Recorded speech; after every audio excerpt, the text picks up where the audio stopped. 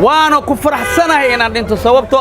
صوبناها صلوات الله عليه يا بنت الله باقي إلها باقي بس الله نحرسته وحا مقالة مقدشة عاصمة Soomaaliya ku geeriyooday majaajiliistii caanka ahaa Cabdi Muriid Dheere Ajakis kaasi oo maalmihii dambe ku xanuunsanayay gudaha magaalada Muqdisho geerida ku timid marxuumkan ayaa waxa warbaahinta u xaqiijiyay qaar kamid ah ehelada iyo bahda TV-ga Universal uu la shaqeynayay الله ونحرسته مجاجلسته Cabdi Muriid Dheere Ajakis oo kamid ahaa howlwadeenada TV-ga Universal وقرلو كوجيريو ده مقدشة يا لجيري ورقرالا وكسر بحي معمول كتلفزيون كعالمي جاه يونيفرسال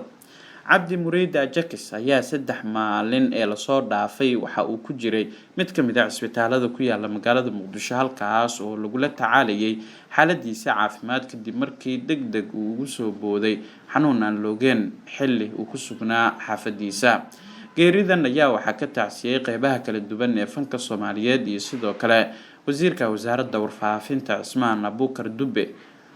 wasiirka ayaa tacsidan u diray qoyska iyo ummadda Soomaaliyeed uu ka baxay marxuumka waxa uu nala uga bariyay in jannadii Firdaws uu ka waraabiyo Allah u naxariistay marxuumkan ayaa sidoo kale caan ku ahaa jileenka iyo madadaalada isagoona tabin jiray barnaamij toos uga baxa telefishinka Universal isla markaana ay jeclaayeen qaybaha kala duwan ee bulshada Soomaaliyeed Ajakis ayaa lagu xusuusan doonaa muuqaalo xiiso badan iyo riwaayado uu ka soo muuqday oo lagu jilay gudaha Soomaaliya